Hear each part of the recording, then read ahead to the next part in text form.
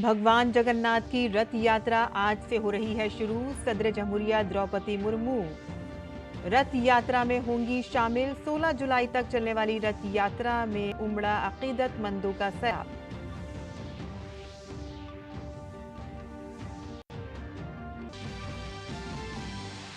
दाखिला व ताउन के मरकजी वजीर अमित शाह आज अहमदाबाद में जदीद मल्टी स्पेशलिटी स्लिम्स अस्पताल का करेंगे इफ्तिताह। अमित शाह आज सुबह अहमदाबाद के श्री जगन्नाथ मंदिर में मंगला आरती में हुए शामिल। जम्मू कश्मीर के कुलगाम में सिक्योरिटी एहलकारों ने 4 दहशतगर्दों को किया हलाक। शदीद गोलीबारी अब भी जारी। खुफिया मालूमात के बाद दहशतगर्दों के साथ शुरू हुआ था तसादुम।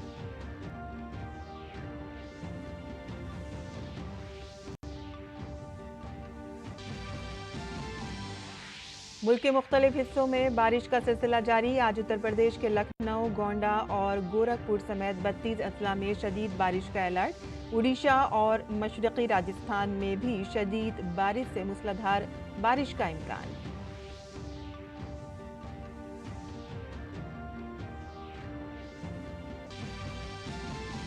फ्रांस में आज होगी दूसरे और आखिरी मरहले के लिए वोटिंग। पहले मरहले की वोटिंग में नेशनल रैली की मैरिन ले पेन को सबकत। इस मरहले में हुई थी record 60% voting.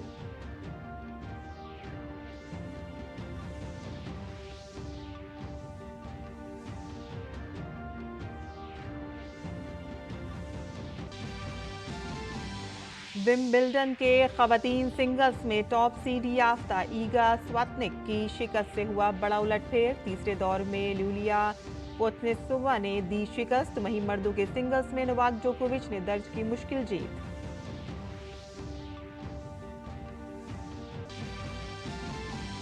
Penalty shoot out में स्विट्जरलैंड को शिकस्त देकर इंग्लैंड ने यूरो कप के सेमीफाइनल में बनाई जगह। तो वहीं तुर्की के खिलाफ एक गोल से पीछे रहने के बाद वापसी करते हुए नीदरलैंड भी पहुंचा आखिरी 4 में।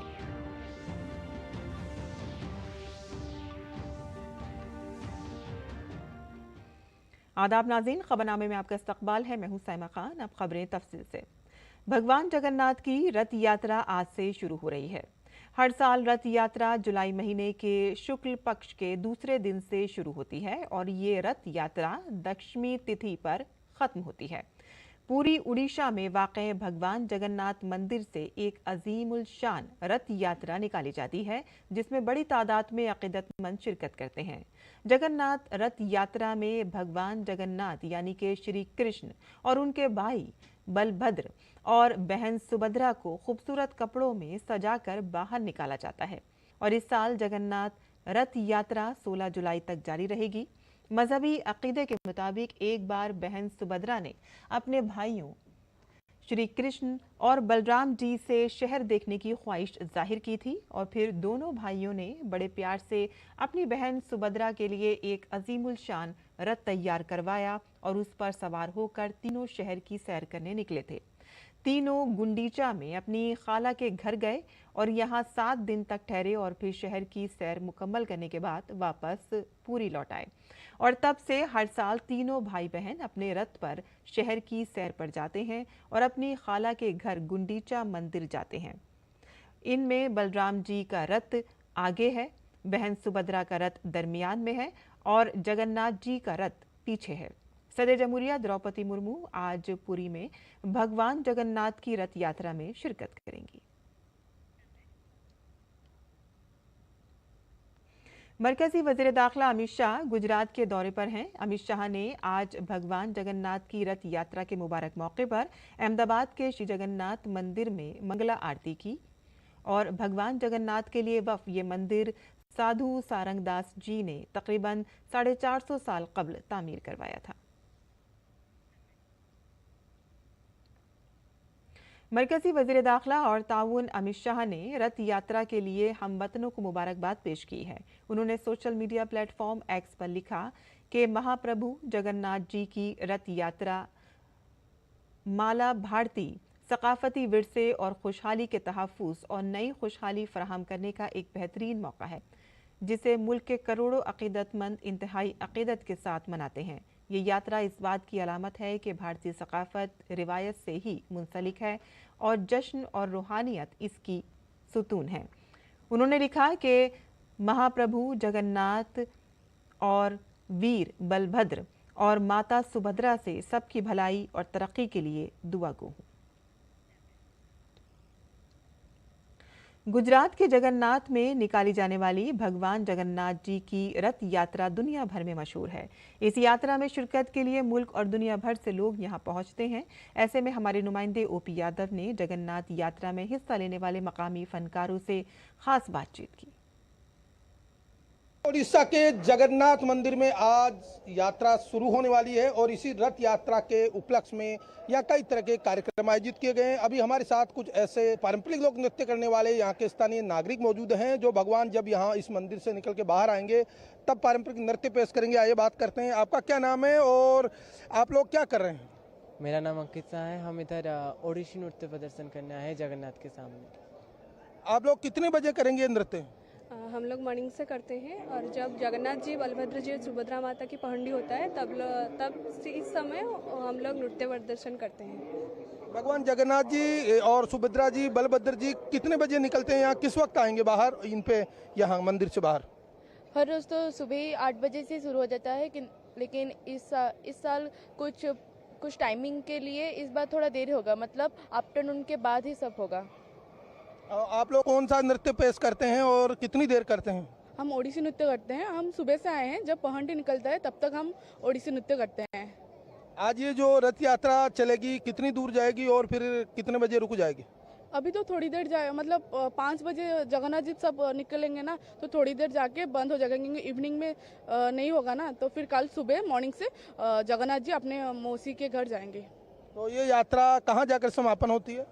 अपने मौसी के घर। हर साल एक ही दिन में सब कुछ हो जाता है, लेकिन इस साल कुछ तिथि या कुछ टाइमिंग के वजह से इसलिए आज इस बार दो दिन के लिए रथ यात्रा हो रहा है। एक तो आफ्टरनून के बाद ही सब पहंडी शुरू होगा, उसके बाद प्रभु बलभद्र जी, सुभद्रा जी और हमारे जगन्नाथ जी सब रथ में आएंगे, तो उसके बाद ही होगा। तो थोड़ी देर जाकर रुक जाएगा, फिर कल सुबह से अपने मौसी के घर वो तीनों भाई बहन जाएंगे। आगे बलभद्र जी का रथ होता है, फिर उसके बाद माता सुभद्रा का, और सबसे लास्ट में महाप्रभु श्री जगन्नाथ जी का रथ जाता है। विश्व प्रसिद्ध है पुरी का रथ यात्रा। विश्व में हर जगह होता है पर पुरी जैसा कहीं नहीं होता। पुरी में साक्षात जगन्नाथ जी रहते हैं। कहते कि ये कली का एक रूप है, जो यहाँ पर साक्षात प्रभु जगन्नाथ रहते हैं। तो आज के दिन से शुरू होता है 9 दिनात्मक यात्रा, मतलब मौसी के घर 9 दिन रहेंगे, फिर इधर आएंगे। तो आज के दिन से सब शुरू होता है, तो आज का दिन बहुत ही महत्व है। तो देखा आपने निश्चित तौर पर जो भगवान जगन्नाथ, सुभद्रा और बलभद्र जी की जो रथ यात्रा है, इसके कार्यक्रम के आयोजन के लिए न केवल यहाँ तैयारियां की जा रही है, बल्कि ये स्थानीय नागरिक पारंपरिक लोक नृत्य कर भगवान जगन्नाथ को अपने नृत्य के जरिए न केवल खुश करेंगे बल्कि इस यात्रा में 4 चांद लगाने का काम करेंगे। मेरे सगी कैमरामैन भीम सिंह के साथ में OP Yadav, DD news, Jagannath Puri. मरकजी वज़ीर दाखिला और ताउन अमित शाह अपने गुजरात दौरे के दौरान मुतादिद तरक्याती कामों का इफ्तिताह करेंगे। वह अहमदाबाद में जदीद मल्टी स्पेशलिटी स्लिम्स अस्पताल का इफ्तिताह करेंगे और इसके अलावा वो विद्यार्थी भवन का भी इफ्तिताह करेंगे।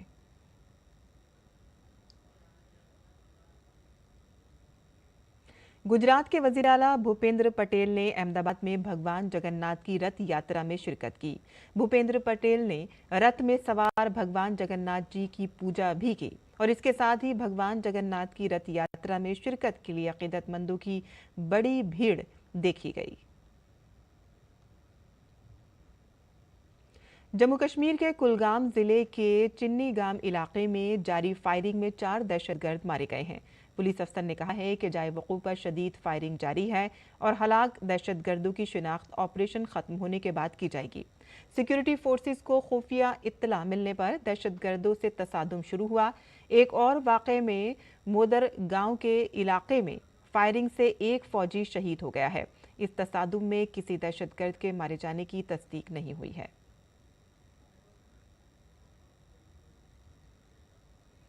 मुल्क में बिजली की पैदावार रवा साल मई में 15.06% से इजाफे के साथ 67.55 बिलियन यूनिट तक पहुंच गई है, जो कि गुज़िश्ता साल इसी अरसे में 145.61 बिलियन यूनिट थी। मरकजी बिजली अथॉरिटी की माहाना रिपोर्ट में ये जानकारी दी गई है। मई के महीने में कोयले और गैस से चलने वाले थर्मल पावर प्लांट्स में 127.87 बिलियन यूनिट बिजली पैदा की गई और इसमें गुज़िश्ता साल की इसी मुद्दत के मुकाबले में 14.67% इजाफा हुआ है। शुमाली भारत में हीट वेव की वजह से बिजली का मुतालबा 30 मई को 250 गीगावाट के अदद-ओ-शुमार को छू गया। मई और जून के बेशतर दिनों में बिजली की ज्यादा मांग देखी गई। माली साल 2024-25 में बिजली की तलब 260 गीगावाट तक पहुंचने का अंदाजा है। मानसून के दौरान डैमों के पानी से भरने से हाइड्रो पावर की पैदावार में इजाफा मुतवक्के है। मई में पन बिजली से 11.62 बिलियन यूनिट बिजली पैदा की गई। सालाना बुनियादों पर 9.92% इजाफा हुआ। काबिल तजदीद तवानाई की बात करें तो मई में काबिल तजदीद तवानाई के मंसूबों से 22.50 बिलियन यूनिट बिजली पैदा की गई। सालाना बुनियादों पर 18.34% का इजाफा रिकॉर्ड किया गया है। हुकूमत अगले 5 वर्षों में बिजली के बढ़ते मुतालबे को पूरा करने के लिए नई तवानाई की सलाहियत में इजाफे पर जोर दे रही है। डीआरडीओ ने मुश्तरका तौर पर जोरावर टैंक तैयार किया है। डीआरडीओ ने इस टैंक को मशरिकी लद्दाख सेक्टर की ज़रूरियात को पूरा करने के लिए तैयार किया है ताकि लाइन ऑफ एक्चुअल कंट्रोल के पार चीनी तैनातियों का मुकाबला किया जा सके। अपने हल्के वजन और ख़ास सलाहियतों के साथ ये टैंक ज़्यादा वजन वाले T-72 और T-90 के मुकाबले खड़ी चढ़ाई और नदियों को आसानी से उबूर कर सकता है। डीआरडीओ के सरबराह डॉक्टर कामत के मुताबिक तमाम आजमाइशों के बाद इस टैंक को साल 2027 तक भारतीय फौज में शामिल किए जाने की उम्मीद है। It's indeed a momentous day for all of us to see the light tank in action. It makes me very happy and proud. So the user trials, usually we have to go through summer trials, then winter trials. There will also be a high altitude trials. So in my estimation, it will take about a year to 1.5 years to complete the full cycle of trials. And then the process of acquisition. So I would say that by 27 is when this first tank should get inducted. और LNT के executive नायब सदर अरुण रामचंदानी ने कहा है कि मुश्तरका तरक्याती model ने बड़ी कामयाबी हासिल की है और इसे इतने कम वक्त में तैयार किया गया है। It is a great day for L&T today. Within a period of 2 years, we have brought the tank to a level where it can be taken for internal trials and very soon for user trials. It has been a big effort, a joint effort between DRDO and L&T, and I think it's a great achievement by both these teams. Nowhere in the world has a new product been deployed in such a short time. और 15वां बैनुल-अक़वामी B2B खिलौना expo 2024 हफ्ते को दिल्ली के प्रगति मैदान में शुरू हुआ। 4 रोज़ा बैनुल-अक़वामी खिलौना मेले में 300 से ज़ायद मुल्की कंपनियां और दीगर ममालिक के 100 से ज़ायद गैर मुल्की खरीदार शिरकत कर रहे हैं। ये मेला मैन्युफैक्चरर्स, ट्रेडर्स और यूजर्स को इकट्ठा करने में मदद करेगा। खिलौना एसोसिएशन ऑफ इंडिया हर साल बच्चों से मुतालिक मसनूआत के लिए B2B बैनुल-अक़वामी खिलौने मेले का इनेकाद करती आ रही है ताकि मुल्की और गैर मुल्की खरीदारों के दरमियान भारतीय खिलौना बनाने वालों की मसनूआत को फरोग दिया जा सके। 15वां B2B बैनुल-अक़वामी खिलौना मेला 2024 जनूबी एशिया का सबसे बड़ा मेला है। इस मेले का इनेकाद कौमी राजधानी दिल्ली के प्रगति मैदान के हॉल नंबर 345 में 6 जुलाई से शुरू हुआ। 4 रोज़ा बैनुल-अक़वामी खिलौने मेले में शिरकत के लिए 300 से ज़ायद मुल्की कंपनियां और अमेरिका, जर्मनी समेत दीगर ममालिक से गैर मुल्की खरीदार आ रहे हैं। इस मेले के जरिए भारतीय खिलौना मैन्युफैक्चरर्स को आलमी सामाईन के सामने अपनी मसनूआत और सलाहियतों को दिखाने के लिए एक बेहतरीन प्लेटफॉर्म मिल रहा है, जहां ये नए सारिफीन को राग़िब करने, खिलौनों की मार्केट तक रसाई को बढ़ाने के साथ साथ बरामदात को फरोख्त देने में मदद करेगा। इस मेले में देसी खिलौनों की रौनक देखी जा सकती है, जो चीनी मार्केट को सख्त मुकाबला दे रहे हैं। एक संपूर्ण टॉय प्रदर्शनी है जिसमें मॉडर्न टॉय से लेकर ट्रेडिशनल टॉयज तक सब कुछ हम यहाँ दिखा रहे हैं। इतने बड़े स्केल की प्रदर्शनी आज तक भारत में नहीं लगी है। इतना बड़ा B2B event south east Asia में टॉयज पे कभी नहीं हुआ है। मैन्युफैक्चरर्स मरकजी हुकूमत की स्कीमों और BIS से बराह रास्त फायदा उठा रहे हैं और वो सार्फिन को मुनासिब कीमतों पर बेहतरीन मसनूआत फराहम करने में कामयाब हो रहे हैं। 2 चेंजेस आए हैं, एक मेड इन इंडिया और एक चाइना +1। इन दोनों ने एक्सट्रीमली बेनिफिट किया और हम एज अ कंपनी मेरे ख्याल से डबल ट्रिपल हो रहे हैं एवरी ईयर। वहीं अमेरिकी कंपनियों ने भी भारत में अपने कदम जमाने शुरू कर दिए हैं और उनकी नजरें भारत की उभरती हुई मार्केट पर हैं, ताकि वो यहाँ से अच्छा मुनाफा कमा सकें। जो आपको सब कुछ डिफरेंट दिखेगा और एक ही लाइन के सामने दिखेगा, वो है एनिमल प्लश या एक्वेटिक प्लश, जो हम लोग स्पेशलाइज कर रहे हैं 45 साल से। तो ये जो US से शुरू हुआ था, आज फैलते फैलते Europe, Canada, Australia, middle east और अभी इंडिया में भी है। इस एक्सपो को देखने के लिए लेबनान से आने वाले गैर मुल्की मेहमान भी काफी मुतासिर हुए। उनका मानना है कि भारत में बहुत ज्यादा टैलेंट है जो अपनी मसनूआत के साथ किसी भी मुल्क को सख्त मुकाबला दे सकता है। It was very good experience for our country because Lebanon is a very small country, but I found many things and new things here. I never supposed to find like this, and in compared to China first, this is very good fair. Manufacturers पहले दिन से ही इस expo से फायदा उठा रहे हैं और मार्केट के माहिरीन का ख्याल है कि इस तरह के मेले से भारतीय मार्केट को मजीद तक़वियत मिलेगी। साउथ एशिया का largest toy B2B international expo Pragati Maidan में जारी है, जहां पर इंडियन मैन्युफैक्चरर्स के अलावा विदेशी कंपनियों ने भी अपनी पार्टिसिपेशन दिखाई है। और जो यहां का इंडियन मैन्युफैक्चरर है, वो मेक इन इंडिया के झंडे तले नए नए प्रोडक्ट्स लेकर के बायर्स के बीच में आया है और अच्छा खासा उन्हें यहां से रिजल्ट्स मिल रहा है। कैमरा योगेश के साथ मैं मुकेश शुक्ला, DD न्यूज़ दिल्ली।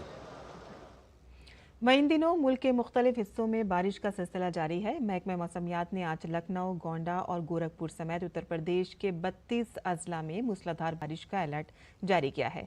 आज उड़ीसा और मशरक़ी राजस्थान में अलग अलग मकामात पर शदीद बारिश का इम्कान है। जुनूब की बात करें तो साहिली कर्नाटक के अलग अलग मकामात पर 9 जुलाई तक और अंदरूनी जुनूबी कर्नाटक में आज मूसलाधार बारिश का इम्कान है। अरुणाचल प्रदेश में 8 से 10 जुलाई के शदीद बारिश का इम्कान है। आसाम और मेघालय में 9 और 10 जुलाई को मूसलाधार बारिश होने का खदशा है। उत्तराखंड के वजीर आला पुष्कर सिंह धामी ने महकमा मौसमियात की तरफ से रियासत के 9 अजला में मूसलाधार बारिश की पेशनगोई की है और इसी के पेश नज़र ज़िला मजिस्ट्रेट को हाई अलर्ट पर रहने की हिदायत दी गई है। आज महकमा मौसमियात ने अल्मोड़ा, बागेश्वर, चंपावत, नैनीताल, पिथौरागढ़, उधम सिंह नगर अजला में कुछ मकामात पर शदीद बारिश और आसमानी बिजली गिरने की पेशगोई की है। लोगों से अपील की गई है कि वो एहतियाती तदाबीर इख्तियार करें और मुमकिना आफात के पेश नज़र महफूज मकामात पर रहें। सूरत में सनीचर के रोज 6 मंजिला इमारत के मुनहदिम हो जाने के बाद तलाश और बचाव मुहिम जारी है। यह हादसा सूरत के सचिन पाली गांव में पेश आया है। इस वाक़े में 7 अफराद के हलाक होने की इत्तला है। सूरत के पुलिस कमिश्नर राजेश परमार ने बताया है कि जाए हादसे से एक खातून की बाहिफाजत निकाला गया है।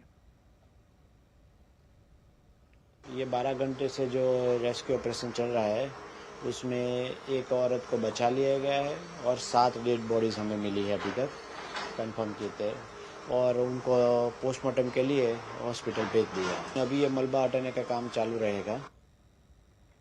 वहीं नेपाल के मुख्तलिफ इलाकों में शदीद बारिश के बाद पानी जमा हो गया। बारिश के बाद कई इलाकों में सैलाब की सूरत हाल पैदा हो गई है और निज़ाम ज़िंदगी बुरी तरह से मुतासिर हुई है। मूसलाधार बारिश की वजह से कई दरियाओं में तुग़यानी है। दारुल हुकूमत काठमांडू के अलावा ललितपुर और भगतपुर समेत कई मकामात पर सैलाब जैसी सूरत हाल की वजह से लोगों को परेशानी का सामना करना पड़ रहा है।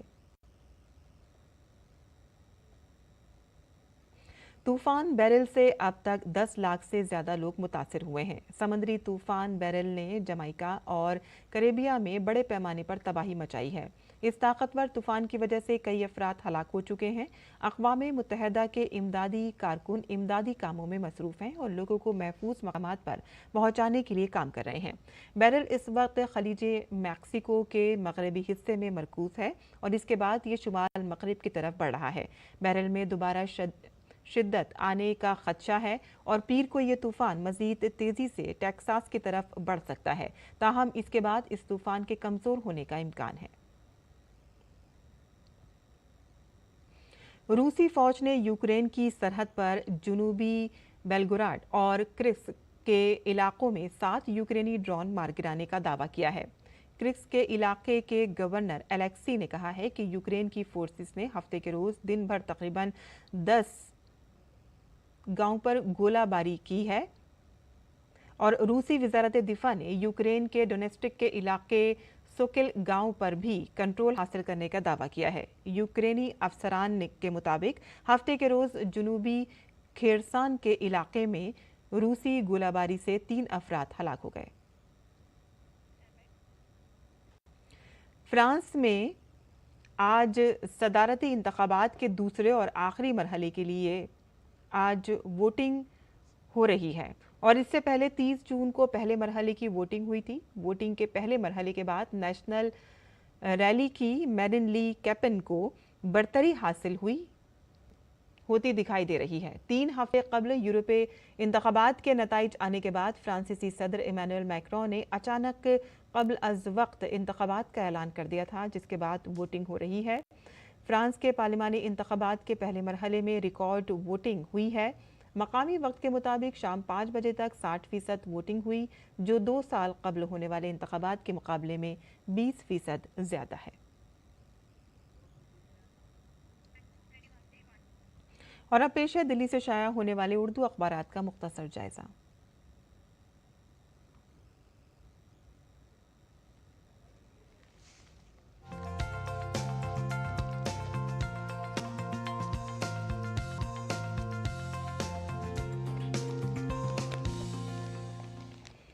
तो दिल्ली से शाया होने वाले उर्दू के अखबारात पर नजर डालते हैं। पार्लियामेंट में बजट 23 जुलाई को पेश किया जाएगा। वजीर खजाना निर्मला सीतारमन मुसलसल 7वीं बार बजट पेश करेंगी। बजट इजलास 22 जुलाई से 12 अगस्त तक चलेगा। आगे की खबरें भी जान लेते हैं, जहां ईरान में होने वाले दूसरे मरहले के इंतखाबात में मसूद पिजिशियान ने सदारती इंतखाबात में 1 करोड़ 63 लाख से ज़ायद वोट हासिल कर लिए हैं और वो अब ईरान के सदर मुंतखब हुए हैं। आगे की खबरें भी जान लेते हैं। यहाँ लिखा है कि हिंदुस्तानी ही नहीं बल्कि अब गैर मुल्की भी बनवा सकते हैं आधार। दरअसल आधार का शहरियत से कोई लेना देना नहीं है। गैर मुल्की शहरियों को भी सब्सिडी के लिए जारी किया जा सकता है आधार। हाई कोर्ट में UIDAI का मौक़िफ़। आगे बढ़ते हैं और बैनुल-अक़वामी सफ़े से यहाँ पर हमने खबरें ली हैं, जहाँ अमेरिकी सदर जो बाइडन ने एक मरतबा फिर से इस बात पर जोर देते हुए कहा है कि मुल्क की क़यादत करने और डोनाल्ड ट्रंप को शिकस्त देने के लिए उनसे ज़्यादा अहल और कोई नहीं है। सदारती इलेक्शन जीतने के लिए मुझसे ज़्यादा अहल कोई नहीं है, उन्होंने ये बात कही है। और मुबाहिसे के दौरान मैं बीमार और तकलीफ़ से दो चार था, इस वजह से उनसे कुछ गलतियाँ हो गई थी वहाँ पर। जो कुछ हुआ है उसके लिए मैं तन्हा जिम्मेदार हूँ। और वहीं आपको बता दें कि सऊदी अरब में मुहर्रमुल हराम का आगाज़ हो गया है और यहाँ पर 7 जुलाई को नए इस्लामी साल 1446 का आगाज़ हो गया है। तो ये थी आज के अखबारात की सुर्खियाँ जो आपके लिए चुनी गई थी। और आगे बढ़ते हैं और बात करते हैं खेल की खबरों की, जहां भारत और जिम्बाब्वे के दरमियान खेले गए 5 मैचों की T20 सीरीज़ का पहला मुकाबला जिम्बाब्वे ने 13 रन से अपने नाम कर लिया है। भारत ने टॉस जीतकर पहले गेंदबाजी करने का फैसला किया। जिम्बाब्वे ने मुकर्ररा 20 ओवर्स में 9 विकेट के नुकसान 115 रन बनाए। जीत के लिए 116 रन के हदफ का पीछा करते हुए भारतीय टीम 19.5 ओवर्स में 102 रन ही बना सकी।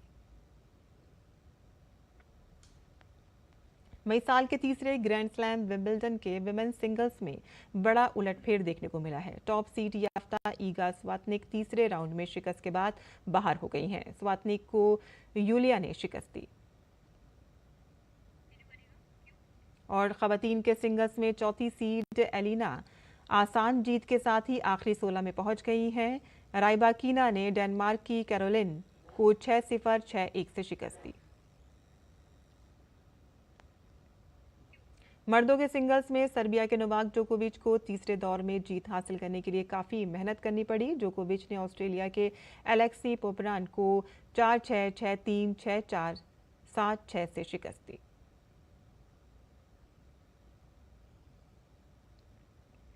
वहीं इंग्लैंड ने यूरो कप के सेमीफाइनल में जगह बना ली है। एक सनसनीखेज क्वार्टर फाइनल में इंग्लैंड ने स्विट्जरलैंड को पेनल्टी शूट आउट में 5-3 से शिकस्त देकर आखिरी 4 तक रसाई हासिल कर ली।